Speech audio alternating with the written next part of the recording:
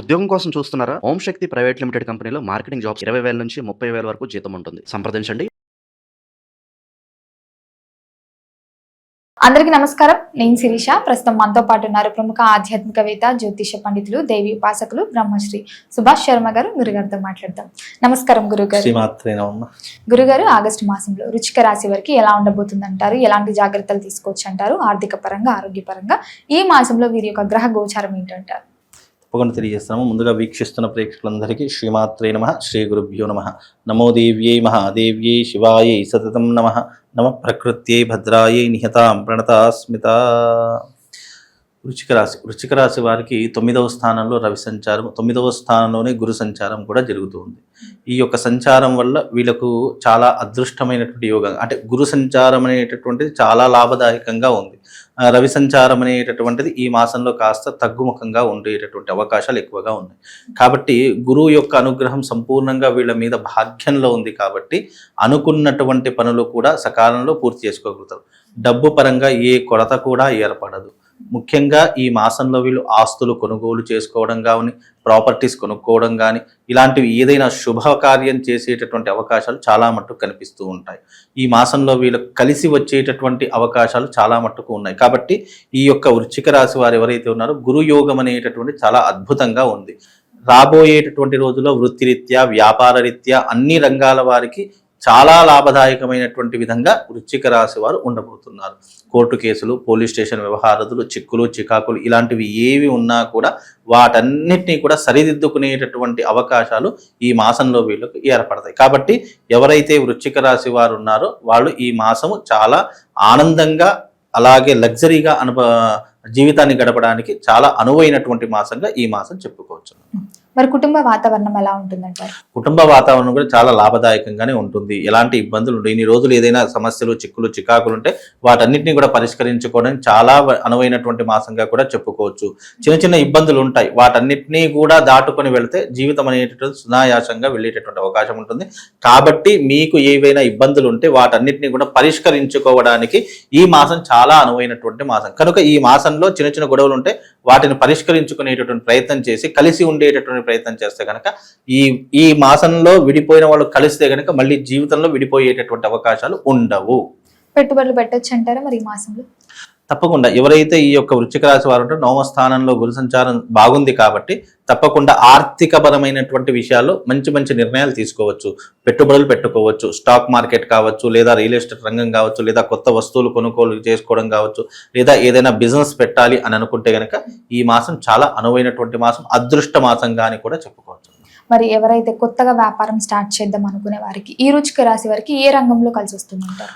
ముఖ్యంగా వృశ్చిక రాశి వారికి రియల్ ఎస్టేట్ రంగం కలిసి వస్తుంది, అలాగే ఫైనాన్స్ రంగం కలిసి వస్తుంది, అలాగే వీళ్ళకు డైరీ ఫారం కలిసి వస్తుంది, అలాగే వీళ్ళకు ముఖ్యంగా ఈ యొక్క కాస్మెటిక్ బిజినెస్ ఉంటాయి కదా, ఆ కాస్మెటిక్ బ్యూటిషియన్స్ కానీ అవన్నీ కూడా కలిసి వచ్చేటటువంటి విధంగా వృశ్చిక రాశి వారికి బాగుంటుంది. అలాగే భూముల మీద పెట్టుబడులు పెట్టడం కావచ్చు, లేదా ఈ యొక్క అమ్మకాలు కొనుగోలు చేసుకునేటటువంటి భూమి మీద పెట్టేటటువంటి ఏదైనా కూడా వీళ్ళకు తప్పకుండా కలిసి వచ్చేటటువంటి అవకాశం ఉంటుంది.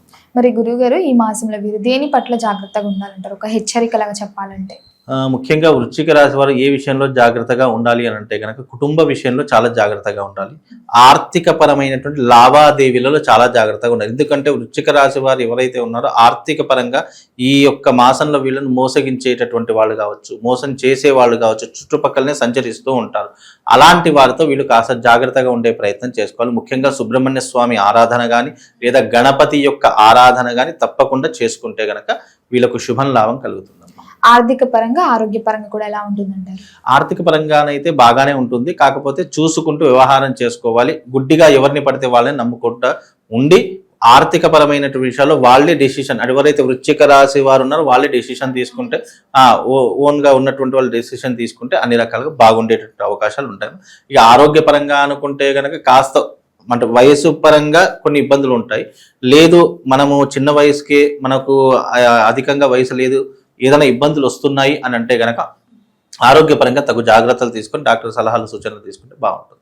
మరి విద్యార్థులకు ఎలా ఉంటుందంటారు ఈ మాసం? విద్యార్థులకు గనక చూసుకున్నట్టయితే చక్కని భవిష్యత్ ఏర్పడేటువంటి అవకాశం ఏర్పడుతుంది.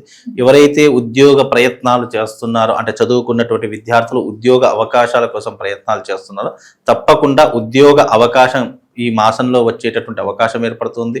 అలాగే ఉద్యోగ అవకాశాలతో పాటు వీళ్ళకు ఆకస్మిక ధనలాభం కూడా వచ్చేటటువంటి అవకాశం కూడా వీళ్ళ జాతకంలో ఏర్పడబోతుంది. మరి గురుగారు, ఎవరికైతే వివాహం జరగలేదు, వివాహ ప్రయత్నాలు ఎవరైతే చేస్తున్నారో వారికి ఈ మాసంలో వివాహ యోగం ఉందంటారా? తప్పకుండా ఎవరైతే వృశ్చిక రాశి వారు ఉన్నారో వాళ్ళకు వివాహ యోగం అనేటటువంటిది ఏర్పడుతూ ఉంటుంది. తప్పకుండా ఈ మాసంలో వివాహం కుదిరేటటువంటి అవకాశం, కనీసం పెళ్లి చూపులకైనా వెళ్ళేటటువంటి పరిస్థితులు లేదా ఎంగేజ్మెంట్ వరకైనా వెళ్ళేటటువంటి అవకాశాలు ఏర్పడతాయి. వీలైతే యోగం బాగుండి వాళ్ళ జాతక రీత్యా గనక వివాహ యోగం బాగుంటే కనుక తప్పకుండా శ్రావణ మాసంలోనే వివాహం జరిగిపోయేటటువంటి అవకాశాలు కూడా తప్పకుండా వృశ్చిక రాశి వారికి ఏర్పడతాయి. మరి ఉద్యోగ రంగంలో ఉన్న వారికి ఎలా ఉంటుంది? ఉద్యోగ రంగంలో ఉన్నటువంటి వారికి కూడా ఈ మాసం చాలా అనువైనటువంటి మాసంగా ఏర్పడబోతుంది. అలాగే ప్రమోషన్స్ వచ్చే అవకాశాలు, ట్రాన్స్ఫర్స్ జరిగేటటువంటి అవకాశాలు, ఇంక్రిమెంట్స్ పెరిగేటటువంటి అవకాశాలు కూడా ఈ యొక్క ఉద్యోగస్తులకు ఉండేటటువంటి అవకాశాలు ఏర్పడతాయి. ప్రభుత్వ రంగంలో ఉన్నటువంటి ఉద్యోగస్తులు ఎవరైతే ఉన్నారో తప్పకుండా వాళ్లకు ట్రాన్స్ఫర్ జరగడం కానీ, ప్రమోషన్స్ వచ్చేటటువంటి అవకాశాలు కానీ, లేదా వాళ్ళు అర్జీ పెట్టుకుంటే వాళ్లకు తప్పకుండా ఏదైనా లాభదాయకమైనటువంటి అవకాశాలు ఈ మాసంలో వీళ్ళకి తప్పకుండా ఏర్పడతాయి. మరి సంతాన యోగం ఉందంటారా? ముఖ్యంగా ఎవరైతే నూతనంగా వివాహం చేసుకున్నటువంటి వాళ్ళు లేదా సంతానం కోసం చాలా మంది బాధపడుతున్నటువంటి వారు చాలా మంది ఉన్నారు. అలాంటి వారు ఈ మాసంలో తప్పకుండా శుభవార్త వినేటటువంటి అవకాశం ఏర్పడుతుంది. ఎవరికైతే సంతాన భాగ్యం కలగట్లేదో, సంతానం చాలా ఆలస్యం అవుతుందో అలాంటి వారు ఎవరైతే ఉన్నారో రావి చెట్టు ఉంటుంది కదా, రావి చెట్టుకి ప్రతి శనివారం రోజున 9 ప్రదక్షిణలు చేసి రావి చెట్టు మొదట్లో రవ్వ చక్కెర ఈ రెండూ కూడా రావి చెట్టు మొదట్లో వేసేసారండి. ఆ యొక్క పుణ్య ఫలితం వల్ల ఎవరికైతే సంతాన భాగ్యం కలగలేదో వాళ్ళకు సంతానం కలిగేటటువంటి అవకాశం, నార్మల్ సంతానం కలిగేటటువంటి అవకాశం కూడా ఏర్పడబోతుంది. ఈ మధ్య కాలంలో సంతానం అంటే 49 కానీ ఈ యొక్క కృత్రిమ సంతానం కానీ పెరిగిపోతూ ఉన్నాయి. అలాంటి వారి దానివల్ల ఏమవుతుంది అని అంటే గనక ఈ కృత్రిమ సంతానం వల్ల పుట్టబోయే బిడ్డ కావచ్చు లేదా తల్లి ఆరోగ్యం కావచ్చు చాలా మట్టుకు క్షీణించేటటువంటి అవకాశాలు కనిపిస్తున్నాయి. కాబట్టి అలాంటి కాకుండా కాలక్రమంలో కృత్రిమమైనటువంటిది కాకుండా ఏదైతే నార్మల్ సంతానం ఉందో, నార్మల్గా ప్రకృతి పరంగా వచ్చేట సంతానం ఏదైతే అది కావాలి అని అనుకుంటే కనుక నేను చెప్పినటువంటి విధంగా ఈ రావి చెట్టుకి ప్రదక్షిణ చేయండి. రావి చెట్టు మొదట్లో రవ్వ చక్కెర వేయండి. దాని ద్వారా తప్పకుండా మంచి సత్సంతానం కలిగేటటువంటి అవకాశం, వంశ అభివృద్ధి పెరిగేటటువంటి అవకాశం కూడా ఏర్పడుతుంది. మరి ఈ మాసంలో వీరికి ప్రథమార్థం బాగుంటుందంటారా, ద్వితీయార్థం? వీళ్ళకు ఈ మాసంలో ద్వితీయార్థం అనేటటువంటి చాలా అద్భుతంగా ఉంటుంది. ప్రథమార్థంలో చిన్న చిన్న ఒడిదొడుకులు వస్తూ ఉంటాయి.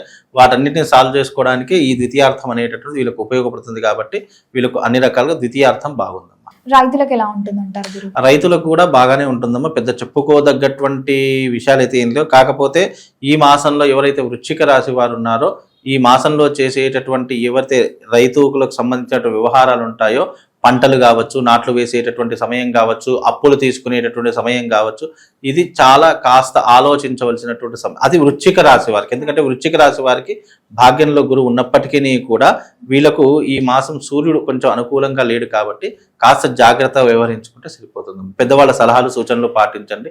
ఎవరైతే రైతులు ఉన్నారో తప్పకుండా వాళ్లకు తెలియకపోతే ఎవరైనా అడిగి తెలుసుకునేటటువంటి ప్రయత్నం చేసుకోండి. గురుగారు, మొత్తం మీద ఆగస్టు మాసంలో వృశ్చిక రాశి వారికి ఎలా ఉంది, ఎలాంటి జాగ్రత్తలు తీసుకోవాలో తెలియజేసినందుకు ధన్యవాదాలు.